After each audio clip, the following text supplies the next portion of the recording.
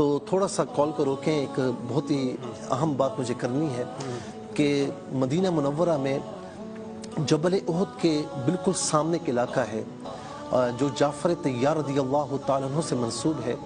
یہاں پر قبلہ اشکار بے خاتون ہیں جن کو میں ماں کہتا ہوں، اور میری والدہ محترمہ نے ان کے بارے میں یہ کہا، اس سے ملاقات بھی ہوئی تو کہا کہ جس طرح تم مجھے ماں کہتے ہو اس طرح یہ بھی تمہاری ماں ہے.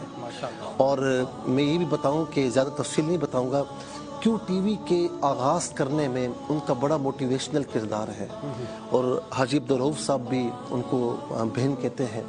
بہت ہی نیک عابدہ زاہدہ خاتون ہے اور بڑی محبت والی ہے، اور اتنی عاشق رسول ہیں اشکار بھائی کہ میں آپ کو بتا نہیں سکتا، اتنی عاشق رسول ہیں. انہوں نے مجھے بتایا کہ بچپن سے میری ایک تمنا تھی کہ مدینہ منورہ میں رہوں، تو آج وہیں پر تشریف فرما ہے. تو انہوں نے مجھے بتایا کہ یہ خواب انہوں نے دیکھا ہے، اور خواب یہ دیکھا کہ ان کے گھر کی چھت پر اگر آپ چڑھیں گے نا تو جبل احد آپ کو سامنے نظر آئے گا. کہا کہ ایک مخلوق ہے جنہوں نے سفید لباس پہنا ہوا ہے، کہتی ہیں کہ میں چھت پر گئی ہوں تو اس مخلوق نے کہا کہ اقرئی یا اقرئی، یہ الفاظ عربی کے کہ تو پڑھ. تو کہتی کیا پڑھوں؟ تو کہا کہ لا الہ الا انت سبحانک انی کنت من الظالمین. دو چیزیں بتائیں کہ اقرئی اور بلغ، کہ اس کو پڑھو اور آگے بھی بتاؤ. کہتی ہیں کہ چونکہ میں نے یہ پورا منظر بڑا یعنی واضح دیکھا ہے اور مجھے یہ حکم ہوا ہے کہ میں اسے آگے پہنچاؤں، تو کہا کہ میں تمہیں بتا رہی ہوں کہ اس وقت زہر کرونا وائرس ہے. مدینہ منورہ میں بھی، مکہ مکرمہ میں بھی، پورے عالم دنیا میں اس وقت انسان پریشانی کے عالم میں ہے اور یہ رکنے کا نام نہیں لے رہا. ویکسینز آپ کو پتہ ہے کہ اب تک تیار نہیں ہوئی، ٹھیک ہے نا.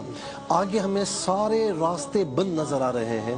جہاں سارے راستے بند ہوں تو وہاں ایک ہی راستہ ہے، اللہ رسول کا راستہ، وہ کھلا ہوا ہے. تو یہ لا الہ الا انت سبحانک انی کنت من الظالمین، یہ آیت کریمہ ہے. یونس علیہ السلام نے اس سے پڑھا تھا تو مچھلی کے پیٹ سے باہر تشریف لائے تھے، کوئی راستہ نہیں تھا لیکن آ گئے. تو آج انشاءاللہ اگر ہم کہتی ہیں کہ میں نے پوچھا کتنی تعداد میں پڑھوں، تو کہا یہ نہیں بتایا، کہا کہ اقرئی پڑھ اور بلغ، اسے آگے پہنچا. تو اس وقت انہوں نے کہا کہ میں یہ خواب بیان کر رہی ہوں تو اسے پوری دنیا میں سنائیے. تو جہاں جہاں لوگ ہمیں سن رہے ہیں تو لا الہ الا انت سبحانک انی کنت من الظالمین یہ کثرت سے پڑھیں. اس کا مطلب یہ ہے لا الہ الا انت، کوئی الہ نہیں مگر تو ہے. لا الہ الا انت سبحانک، تجھے پاکی ہے، انی کنت من الظالمین، میں ظلم کرنے والوں میں سے ہوں.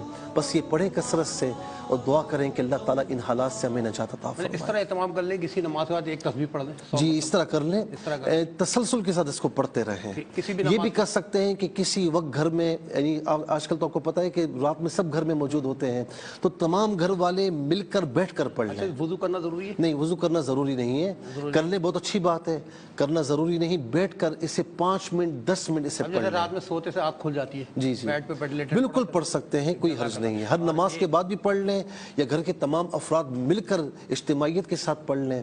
جس طریقے سے ہی پڑھیں کثرت سے اس کو پڑھیں. ایک درخواست ہے، جی جب اماں کو آپ